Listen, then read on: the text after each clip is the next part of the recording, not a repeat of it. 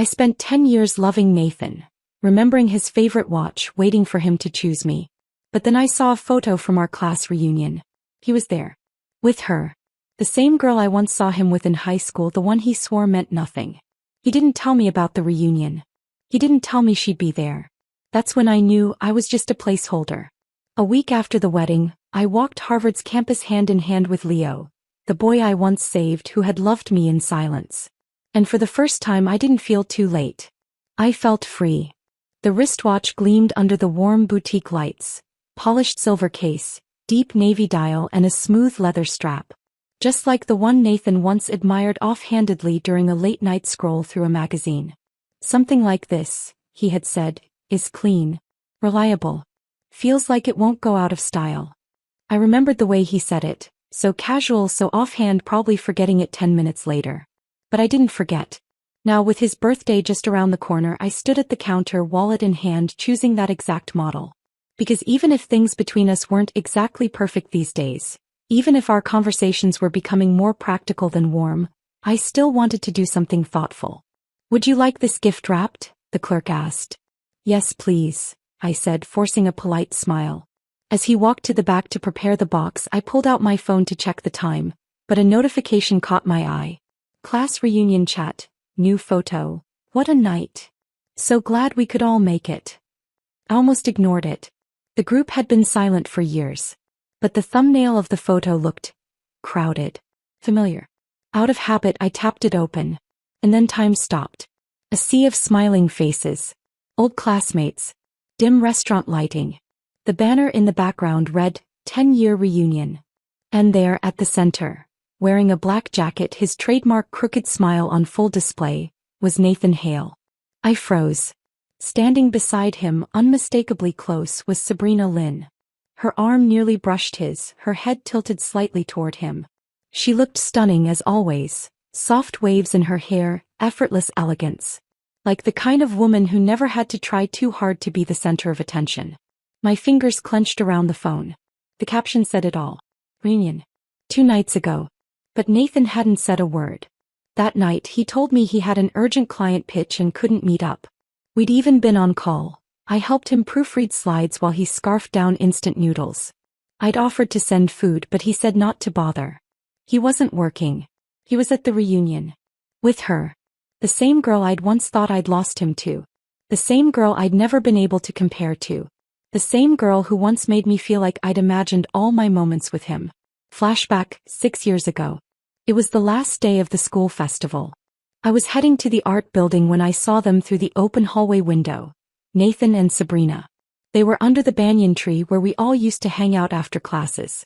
She was laughing at something he said. He wasn't touching her, not exactly, but he leaned in and there was something in the ease between them that made my stomach twist. I stopped mid-step. The envelope in my pocket crinkled. A note I'd written days ago. My confession. All the feelings I'd kept locked away. But I didn't move. I watched from a distance. And I turned around. I never gave him the letter. Later that afternoon, I found Nathan alone near the gym lockers, taping up a poster for the final event of the night. "Hey," I said, trying to sound normal. He turned, grinning. "Hey, Cara. You left early." "Got tired," I shrugged. I waited a second, then casually asked, "So, you and Sabrina?" He looked confused. "What about us?" I shifted my weight. "Do you feel anything for her?" He blinked, surprised. Then shook his head without hesitation. "No. I mean, she's great, but nah. It's not like that." He said it so simply. Like it wasn't even a question worth asking. I laughed it off, said just wondering, and we moved on to other things. He never asked me why I'd brought it up. I never told him. But that answer, "Nah, it's not like that," had stayed with me for years. A small, silly flame of hope. Present day.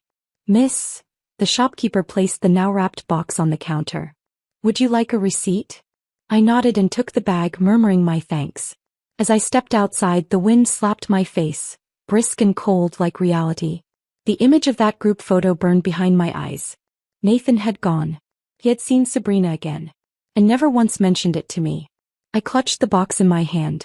This watch, this carefully chosen, lovingly saved for gift, now felt like a prop in some joke I wasn't in on. The flashbacks wouldn't stop. Of me standing alone in high school holding back a confession. Of his casual smile when I asked about Sabrina. Of all the birthdays, the coffee runs, the late-night ramen, the ways I had always tried to be enough, waiting for him to see me. No. He was still with her. Or at least close enough to be in the picture. But I wasn't even in the frame. I stood outside Nathan's apartment door with the weight of a ribbon-wrapped box in my hand and the sharpest silence pressing against my ears. It was supposed to be a simple surprise. Drop off the watch, the same one I had picked out with quiet pride only a few days ago, and maybe slip in a card if I had the courage. Something thoughtful. Something soft. But now it just felt like a test I already knew I'd fail. 2 nights. That's how long he'd stayed silent after the class reunion. 2 nights of him pretending he was working late. 2 nights of me making excuses on his behalf. I should have turned around. But I didn't. I lifted my hand to knock and paused. There were voices coming from inside. Muffled but clear. One of them was Nathan's. The other, Mark. I leaned in instinctively. Not to eavesdrop, not intentionally, but something about Nathan's tone pulled me still. Come on, man, Mark was saying. You're overthinking this. Nathan let out a dry laugh. I'm not. She's been with you through everything, Mark pressed. You really gonna screw this up just because Sabrina's back in town? Silence. My stomach tightened. Nathan spoke again, quieter this time, almost like he was trying to convince himself. "'Cause, great," he said. "She's always been great. But, that word could ruin a decade. When someone throws themselves at you, it just doesn't feel the same, you know?" He continued. "It's not like chasing someone. It's not the same satisfaction." My heart dropped like a stone. In my hands the watch felt heavier. My fingers tightened around the box, digging into the ridged paper. It was suddenly hard to breathe. Throwing myself at him? Is that what I'd been doing all these years? The late-night calls. The small surprises. The thoughtful texts. All the ways I tried to fill in the silence he left behind. I took a shaky step back. He couldn't see me right now. Not like this. Not with the truth still echoing behind his door like smoke from a burned bridge. I turned around, my heels quiet against the hallway floor, and pressed the elevator button with a trembling hand. The street outside was unusually bright for a late afternoon. The sunlight hurt my eyes. I walked without thinking, the box still in my hand, my chest burning. At the corner of the block, a green-painted trash bin stood waiting by the curb. I stared at it for a long time. This gift, this stupid, expensive, perfectly wrapped gift, had once meant something. Not just because of what it was, but because I thought I mattered enough to give it. Now it was just proof of how far I had misread everything. Without hesitation I dropped it in the bin. No drama. No second glance. Just gone. When I got home the quiet hit harder than I expected. I walked straight into the bedroom and stood in the center, scanning the shelves, the dresser, the corners filled with years of us. A framed Polaroid from the weekend trip to the lake. Gone. The snow globe he brought me from New York. Gone. The stack of birthday cards. The his and hers coffee mugs. The plush panda from the claw machine he insisted he'd win for me even after wasting $18. All gone. Into a box. No hesitation. No ceremony. I even opened the gallery on my phone and began deleting, one by one. Every photo where I tilted toward him. Every one where I was smiling and he was just standing still. It wasn't anger driving me. It wasn't heartbreak either. It was the emptiness that followed a long, painful wait. I wasn't sad he didn't love me. I was sad that I let myself believe he would. Later that night, as I sat cross-legged on the floor of my living room surrounded by half-filled trash bags and open drawers, my phone buzzed. A new message. Sabrina Lynn. My hands stilled over a photo album I hadn't touched in years. Sabrina, hey Kara. I didn't get to see you at the reunion. Was kind of hoping we'd catch up. A few of yous are planning something more low-key tomorrow. Would love if you came. No emoji. No sarcasm. Just a casual invitation like we were still friends. I stared at it for a while. If this were a few days ago I would have ignored it. Or politely declined. Or texted Tessa in a rage. But tonight, I typed out a reply. Me, sure. Let me know the time and place. Because now I wasn't hiding. Not from Nathan. Not from Sabrina. And certainly not from the truth. If I was going to let go, I wanted to look my past in the eye and say goodbye properly. The restaurant Sabrina chose sat on the outskirts of the city, nestled between hills and tall glass buildings. One of those places with lantern lights and ivy-covered walls, designed more for atmosphere than warmth. It was the kind of place where the food came in curated portions and everyone spoke in slightly lower tones. I arrived 10 minutes early, partly out of habit, partly to keep my nerves in check. Mark waved me over the moment I stepped in. He was Nathan's best friend since high school, still tall and easygoing with that same dimpled grin girls used to whisper about in the hallway. Next to him sat Tessa, the woman he'd been dating for the last 2 years, and my closest friend since college. We met when I first started working. She was bold where I was cautious, fast-talking where I was thoughtful. I loved her instantly. She was also one of the only people who knew how long I had waited for Nathan to come around. Finally, Tessa whispered, pulling me into a hug. You look great. Understated but dangerous. I laughed, grateful for the normalcy she brought with her. Nathan was already there too, seated beside Mark. The moment he saw me, he stood up, reflexive and automatic. Hey, he said softly. Let me take your coat. I've got it, I replied without meeting his eyes. He hesitated, then slowly sat back down. I took the seat next to Tessa across the table from him. It was deliberate. He noticed. Tessa leaned toward me and murmured, "Something happen?" I gave a small shrug. Let's just say clarity came a little late. She raised a brow but didn't ask more. Dinner started politely. The usual small talk. How's work? Have you seen so-and-so? Where did you disappear to after graduation? The noise that fills the space when people don't want to touch anything real. Nathan kept glancing at me like he had something to say. But each time our eyes met, I looked away. I used to believe loving him was my private decision. That no one could take that away from me. But love, unreturned, quietly rots. It eats at the parts of you that once bloomed just from being near them. Now, sitting across from Nathan in a place he didn't invite me to, after a reunion he didn't mention, with a woman he once said meant nothing to him, I wasn't hurt. I was tired. Sabrina arrived fashionably late, as if she'd planned it down to the minute. She swept in through the glass doors, a vision in a modern silk cheongsam, emerald green with delicate gold trim. Her hair was loosely pinned, a few soft curls escaping perfectly on purpose. Heads turned. She gave a small, charming laugh as she walked up to the table. Sorry, traffic was a nightmare. Her eyes skimmed across everyone before landing on me. Okar. You're here. I smiled faintly. Apparently. She slid into the empty seat next to Nathan, who offered a polite nod. Mark and Tessa exchanged a glance, the kind of glance people share when they've seen this story before. I expected tension. Instead, there was a strange, humming politeness. Forced. Fragile. The food came and went in rounds. Appetizers. Wine. Main course. I poked at my roasted duck but barely touched it. It was around the third course that Sabrina reached into her purse. Oh. Nathan, I almost forgot. She pulled out a silver watch and placed it gently on the table in front of him. You left this at my place after the reunion. Still as careless as ever. Time stopped. My fork clinked against the plate. Nathan's eyes widened. I what? Right. I didn't even realize. He fumbled to pick it up as if hiding it would undo the words just said. I helped her back to the hotel, he said quickly, eyes darting to me. She wasn't feeling well. She was tipsy and... Sabrina laughed, tossing her hair. Relax. Nothing happened. By God. The air at the table grew denser. I stared at the watch. It wasn't the one I bought. Of course not. That one was sitting somewhere in a trash bin, untouched, unopened, unloved. But it didn't matter. Because he still went back with her. Because he still never told me. Because he was still hiding it now. The betrayal wasn't in the action. It was in the way he thought I wouldn't find out. I took a sip of my drink. Tasted like nothing. Tessa broke the silence, lifting her glass. A toast, she said. To clarity. Everyone raised their glasses.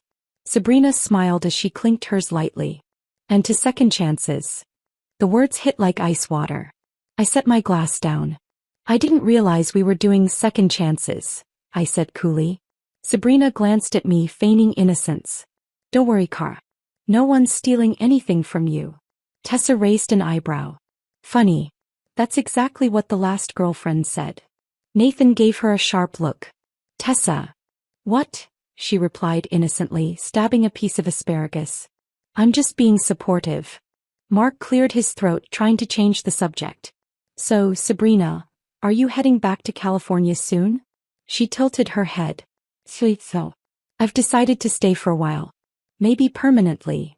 That made everyone pause. I realized, she continued, there are some people in life you don't want to lose again. Her eyes flicked, almost imperceptibly, to Nathan. Tessa set her fork down with a clink. Didn't you just open your design studio in LA? On the top floor of the Hanga building. Sabrina's smile faltered slightly. Yes, but space can be rented. Opportunities come and go. Tessa smiled sweetly. I thought your fiancé paid for that lease. Nathan's jaw tensed. Sabrina paled just a little. Ex-fiancé. And it wasn't like that. Mark cleared his throat again. But Tessa wasn't done. Must be nice, she said, voice calm and pointed, to afford to follow your heart without worrying about who gets burned along the way. That did it. Nathan set his wine glass down, harder than necessary. Can we not turn this into something petty? He snapped. Tessa leaned back, one arm around my shoulder. I'm not being petty. I just hate watching my best friend be disrespected. His eyes slid to me. Kara, he said tightly. Is this really what you think? I didn't answer. He looked at me harder. You think I'm getting back with Sabrina? That I planned all this? You didn't tell me about the reunion, I said flatly. You never mentioned she'd be there. I didn't think it mattered. It mattered to me. The table went silent again. Then Nathan leaned forward slightly. So what, Kara? You're mad I didn't tell you about one dinner? About one night. I looked at the silver watch on the table.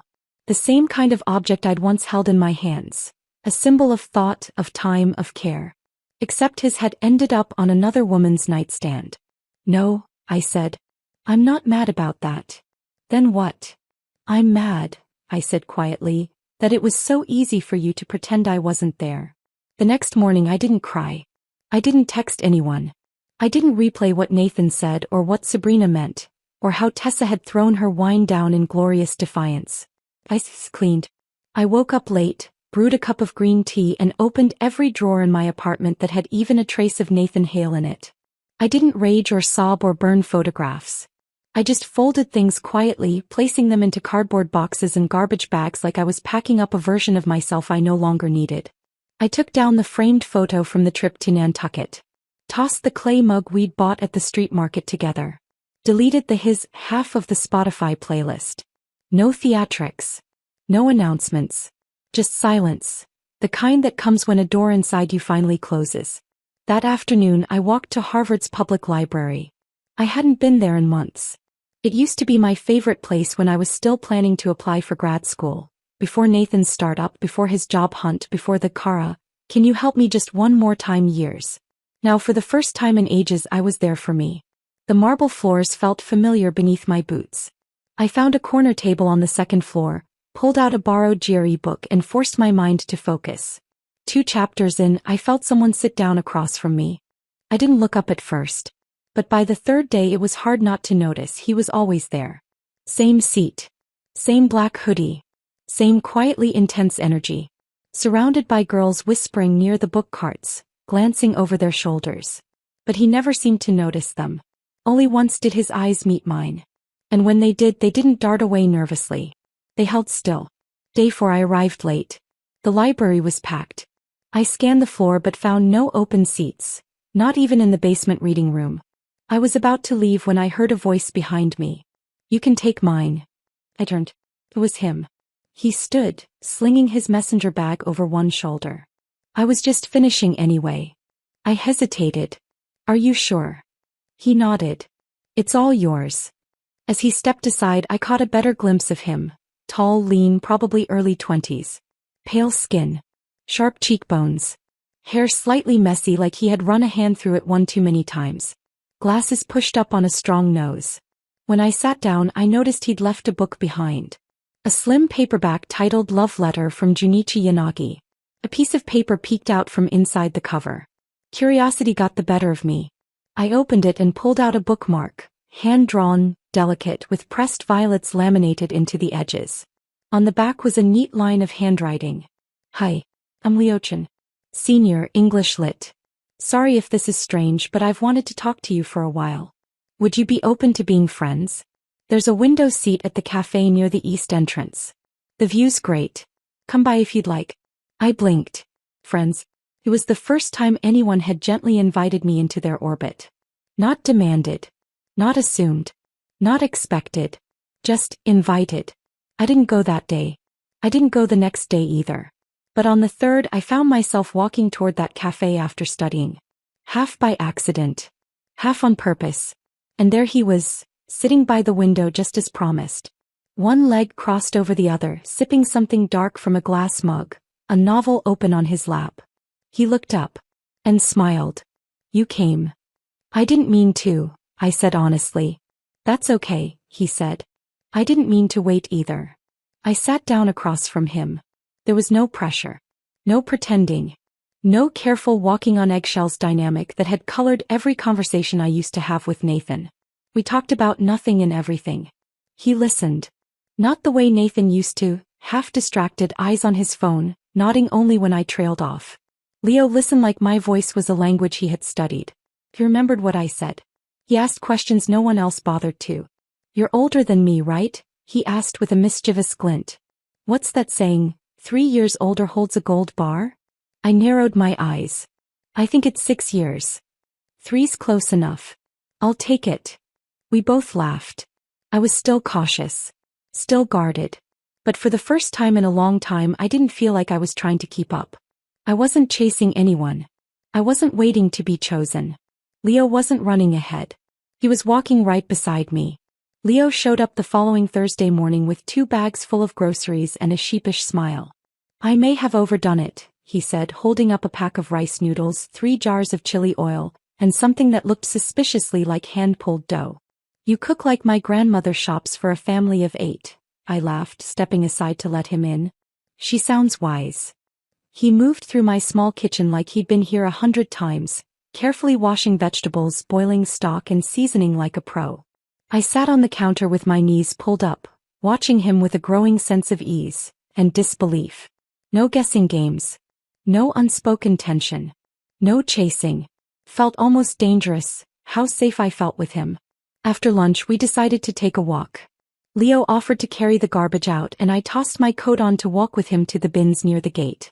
We were laughing about something ridiculous. I think I'd teased him about slicing tofu unevenly, when we turned the corner and stopped short. Nathan and Sabrina were walking out of the next building over. I froze. Leo caught the subtle shift in my expression immediately. Nathan's eyes landed on me. His whole body tensed. He was still in his gray coat, one hand in his pocket, the other holding a paper cup of coffee.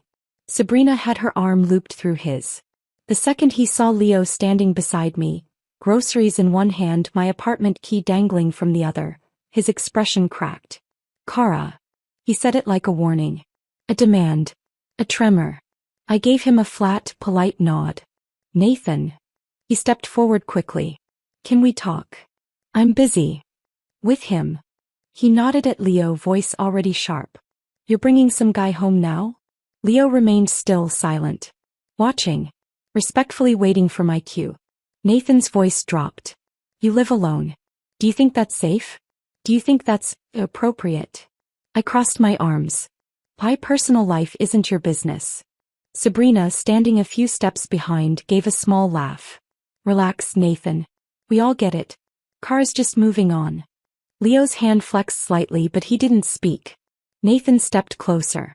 Kara, I'm serious. You don't know this guy. You're being reckless. I stared at him. You're calling me reckless? After what you've done. He looked like he wanted to protest, but I didn't let him. You hid things from me. You kept Sabrina a secret. You lied about a reunion and left your watch at her hotel room. And now you think you have the right to question me? Nathan's jaw tightened. You've really changed. Good. He took one more step, grabbed my wrist. Just tell me who he is. Before I could respond, Leo stepped forward, his voice calm. I'm Leo-chan, he said. Senior at Harvard. English Lit. I like spicy noodles, horror books and slow walks in used bookstores. and I would never hurt her. Now let go of her wrist. Nathan blinked, then scoffed. You're just a kid. Leo tilted his head slightly. And yet I know how to treat her better than you ever did. I almost laughed. But Nathan, instead of saying something else, pointed at me. Soya, I'm warning you. I didn't let him finish. I stepped back, lifted my foot, and kicked him hard in the shin. He let out a yelp, stumbling back with an angry curse. Don't ever touch me again, I said coolly. You and Sabrina? Perfect match. Both full of surprises. Then I turned on my heel and walked toward the building, Leo trailing silently behind me. From behind, I heard Sabrina trying to catch up with Nathan, her heels clicking against the pavement. Nathan, wait, what was that?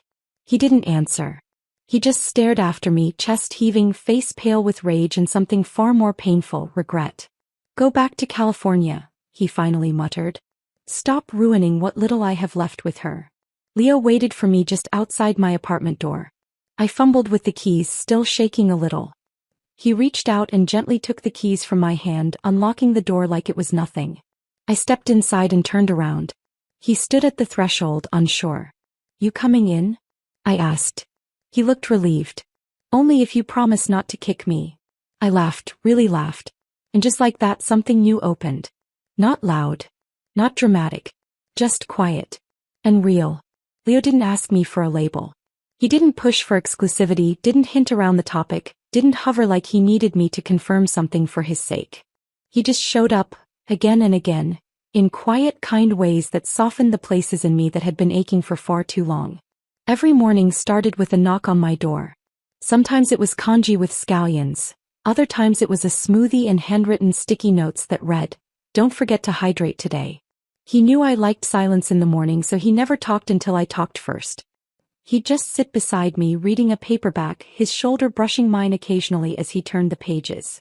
I began to crave that silence, not for the absence of noise, but for the fullness of presence.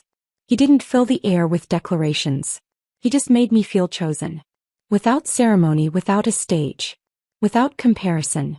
One rainy afternoon, I sat curled up on the couch with a wool blanket tangled around my knees and a bowl of fruit in my lap.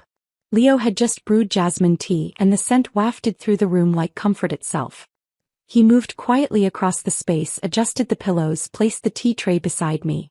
I didn't notice his phone in his hand until I heard the gentle click of a shutter. I looked up, startled. Did you just take a picture of me? He grinned, not apologetic in the least. You looked peaceful.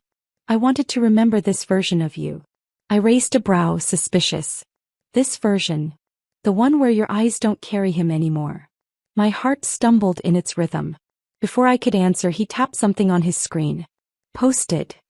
Leo, I gasped. What did you post? He just smiled. Too late. I didn't look at it right away. I didn't want to ruin the quiet. But curiosity won around 9 p.m. as it always did. I opened Instagram, tapped on Leo's profile, and there it was. The photo. Me sitting by the window, bathed in soft golden light. My face half turned toward the glass, the curve of a smile touching my lips like a secret I hadn't noticed escaping. Caption. Girlfriend orange heart.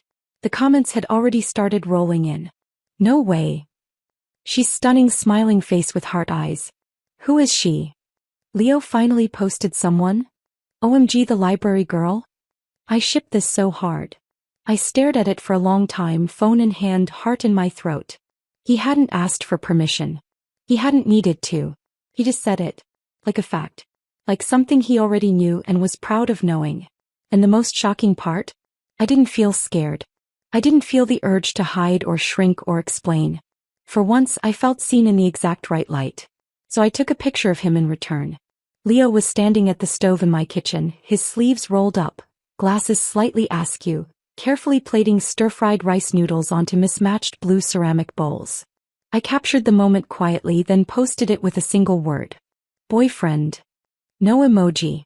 No hashtags. No soft launch. Just the truth. My phone buzzed within seconds. Tessa. You posted a man? I picked up, already laughing. Hello to you too. You posted a man, she screeched. Without even a warning. Are you alive? Are you in love? Is he breathing? Does he have a twin? I was still giggling when I said, his name is Leo. He reads poetry, cooks like a dream, and knows the difference between listening and waiting to talk. Her tone shifted. You sound different. I feel different. Pause. Then, Cora. Nathan's going to see this. I shrugged, walking to the kitchen and leaning against the counter where Leo had left the chopped ginger. He can't. I blocked him a while ago. Tessa hesitated. Then softly, he's sitting right next to me. I stopped. What? We're at Midtown Bar, she whispered. He's been here for hours. He saw the post through a friend's story. He's drunker. Like muttering your name into a whiskey glass kind of drunk. I'm not going. He's asking for you. I still won't go. Kara, he's spiraling. He said your name 23 times in the last hour. And he's... She didn't finish. I didn't need her to. I found him in a dimly lit booth, surrounded by empty glasses, wilted lemon slices, and a pair of slumped shoulders. His hair was messy. His shirt half untucked. The Nathan I had known, polished, poised, always in control, was nowhere to be found. Tessa nudged Mark and gave me space. I remained by the edge of the table, arms crossed. He looked up and blinked like I was a mirage. Cora. His voice was cracked. Quiet. Slurred. You blocked me. I didn't answer. You posted a picture of some guy, he said, sitting up straighter. You're with him. Yes. His mouth opened like he wanted to challenge that. But he couldn't. Is he real? He's real. Are you? He leaned forward, eyes glassy. Are you doing this to hurt me? I exhaled long and slow. No, Nathan. You did that all by yourself. He winced, leaning back. So that's it? You're just replacing me. I stepped a little closer. Leo isn't a replacement. He's someone who doesn't need 10 years to decide if I matter. He gripped the table. You're just trying to prove something. Maybe. Or maybe I'm finally giving myself what you never would. He shook his head slowly. You never said anything. I did, I whispered. With every version of silence I gave you. Every time I forgave you. Every time I waited, hoping you'd finally see me as more than the girl who never left. His eyes filled, not with tears but something far worse. Recognition. And regret. You don't love him, he said, voice rough. Maybe not yet, I admitted. But he listens. He laughs with me. He sees me. Not the edited version. The unmade bed, tear-stained, grocery in my hair version. He said nothing. I took one step back. You think I did this for revenge, I said, softer now. But I didn't. I did it for me. Because Leo doesn't leave me wondering. He just loves me out loud. Nathan opened his mouth. Closed it again. Then finally, quietly, did you ever love me? I paused. I don't think I loved you, I said. I think I loved the idea that one day you might love me back. Then I turned. And walked away.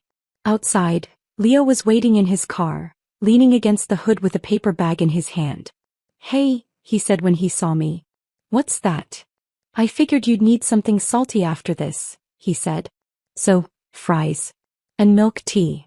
I almost laughed. Instead, I stepped into his arms and let the night press against my back while the world fell quiet. For the first time, I didn't feel like I was holding on to the past. I felt like I was choosing the future. Mark and Tessa's wedding was the kind that felt like it had been plucked straight from a bridal magazine.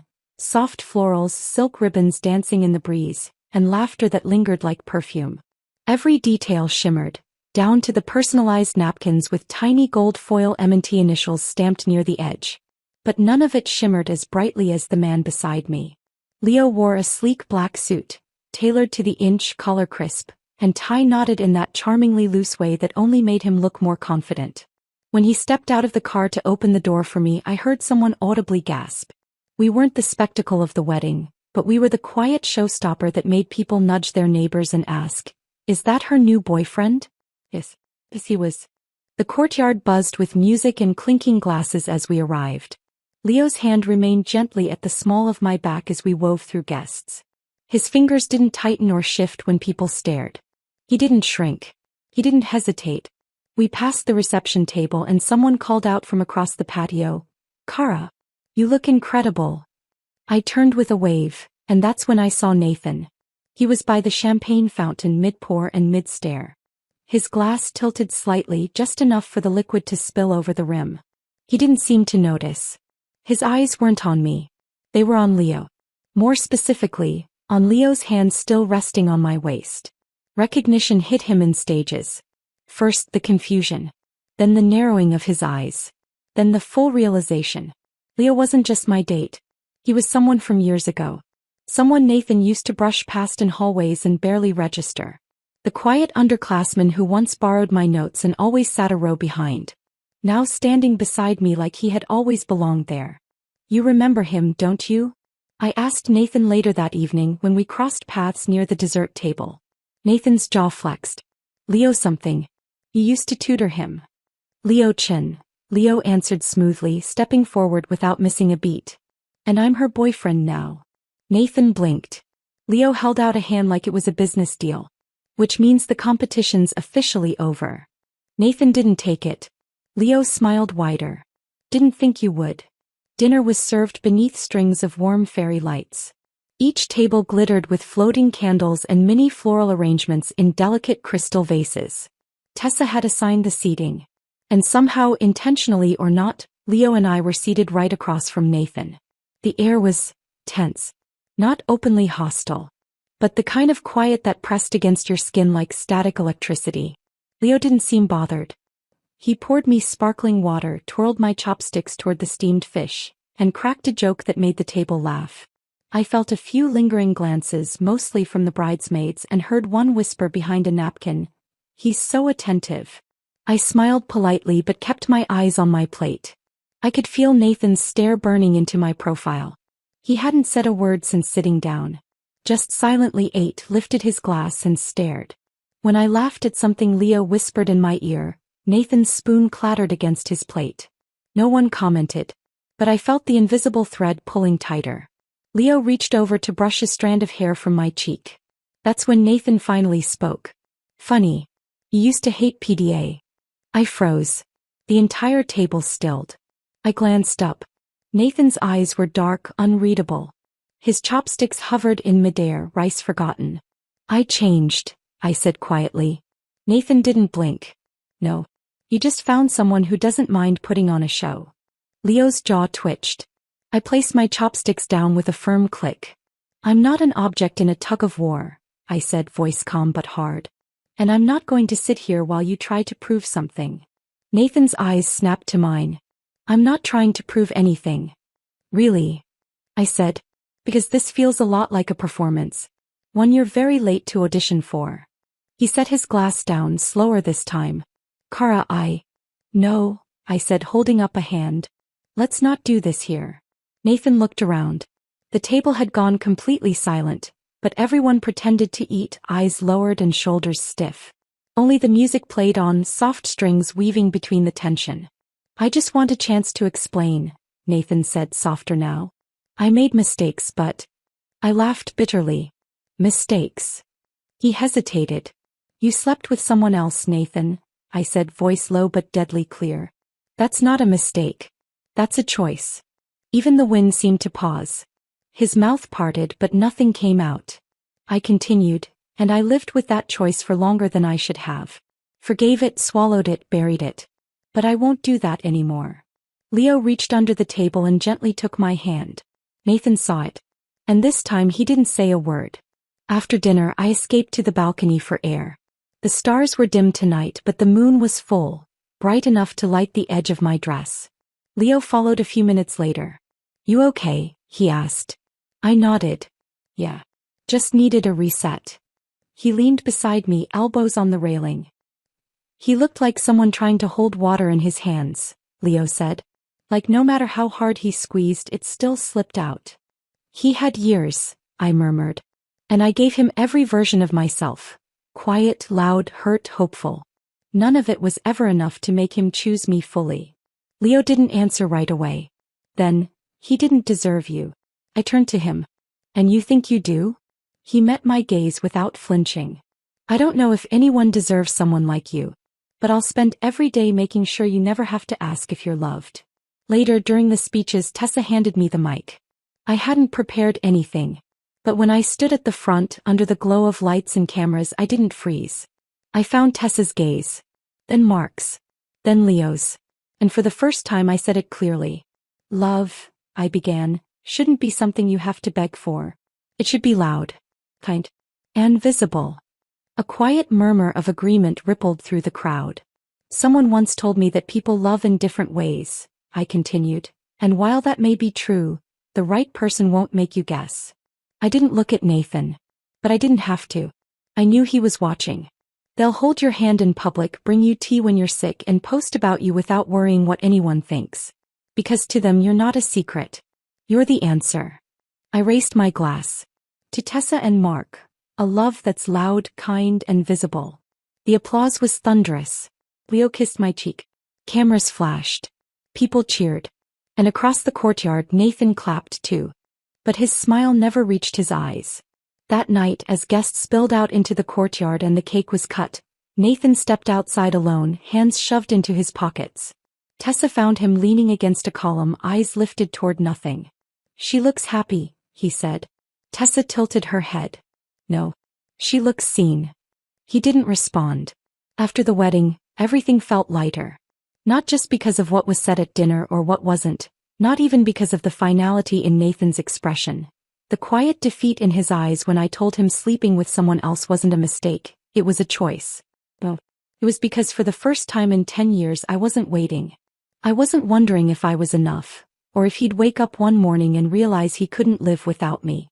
I wasn't holding my breath, hoping someone would see me clearly. Because someone already did. A week after the wedding, Leo asked if I wanted to go for a walk. Just a walk. No flowers. No planned destination. No surprise. He picked me up that Sunday afternoon in his navy hoodie and black jeans, hair a little messy from the wind, a soft smile tugging at his lips like he already knew something I didn't. Where to? I asked. You'll see, he said and gently slipped his fingers through mine. We walked for 10 minutes before the buildings started to look familiar. Cambridge. Harvard. My boots crunched against the gravel paths as we stepped under the old brick arches, ivy curling up the stone walls like it belonged there, like it had waited years just to decorate the present. This place still makes me nervous, I laughed. I swear I get PTSD from midterms just standing here. Leo smiled and glanced around. You know, I've been wanting to tell you something. And I figured this was the right place. Oh. I raised an eyebrow. He tugged me toward the open space by the outdoor basketball court tucked behind one of the older buildings. It was quiet. The net swayed slightly in the wind. Leo looked at it for a moment then turned to me. You probably don't remember. But this is where I first saw you. I blinked. Here. Yep. He stepped toward the edge of the court, standing on the faded white line. I was a freshman. You were already in your second year. I was here late one night shooting hoops and I rolled my ankle pretty badly. I fell straight on my face. I laughed, picturing it. Sounds painful. It was, he said with a grin. But the worst part? My friends had ditched me for a party and I was lying there like an idiot thinking, well, this is it. I'm going to die in gym shorts. I smiled, leaning against the fence. Tragic. That's when you showed up. With a tote bag, 2 books in your hand, and that signature Kara expression, half curious, half unimpressed. My eyes widened. Wait, that was you? He nodded. You knelt beside me, pulled out a mini first aid kit from your bag and started wrapping my ankle like it was just another Tuesday. Didn't even ask my name. I stared at him, memories slowly piecing together. I remember you wouldn't stop talking. I was nervous, he admitted. You were way too pretty and I was bleeding. I laughed again, covering my mouth. Leo's voice softened. You handed me an ice pack from your lunch bag. Then you stood up and said, next time maybe look up while dribbling? Oh my God. I limped back to my dorm with a bruised ego and a crush the size of Boston. My smile faded into something quieter. Something gentler. You never said anything. I was just some awkward underclassman, he shrugged. You had your world. Your friends. And to him. Nathan. Of course he meant Nathan. The silence between us stretched a little. Leo leaned against the chain-link fence, eyes tracing the faded lines of the court. I used to come here sometimes after that, he said. Just to see if maybe you'd walk by again. You never did. I swallowed. Then years went by. And you were always just, this unreachable idea. Like the girl who patched me up and disappeared. I looked at him. And now? He turned to me fully. Now you're the woman who chose to stay. My throat tightened. He stepped closer, brushing a strand of hair behind my ear. I never thought I'd get a second chance. I didn't think I'd even be remembered. But when I saw you again standing outside that reunion hall holding that watch, I knew. Knew what? That this time, he whispered, I wouldn't be invisible. We sat on the cold bench just outside the court, hands still entwined. A group of students passed by with laughter and skateboards, but I barely noticed them. All I could hear was the echo of my own heart, steady, unhurried. No longer begging to be heard. I wasted so much time, I murmured, staring at my knees. 10 years, Leo. 10 years waiting for someone who never looked back. You didn't waste it, he said softly. You were learning how to love. You just hadn't learned how to choose yourself yet. I turned to him. His eyes held nothing but sincerity. I watched you from a distance all those years, he continued. Not because I was afraid, but because I knew you weren't ready. Not for me. Not even for you. And now. He smiled. Now you're here. And I finally get to stand beside you. We wandered the rest of the campus slowly, past the science buildings, the dorms, the old bookstore with the creaky wooden floor. I stopped outside the main gate, tracing my fingers across the metal bars I used to lean against while waiting for late-night buses. How many times had I stood there, hoping for a call, a message, a sign from Nathan? How many versions of myself had broken silently in these very shadows? And yet now, under the same fading sun, I felt whole. I didn't show up too late, I whispered. Leo looked over. I turned to him with a slow smile. I finally showed up for myself. He didn't say anything. He just took my hand again. And together we walked forward. The end.